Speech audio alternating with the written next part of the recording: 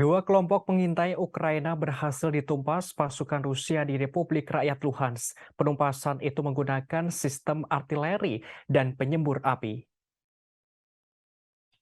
Juru bicara Kementerian Pertahanan Rusia Igor Konasenkov memberikan penjelasan pada Minggu 25 Desember.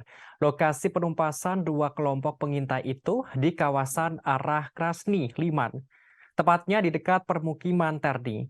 Pasukan Rusia berhasil menetralisir dua kelompok pengintai Ukraina.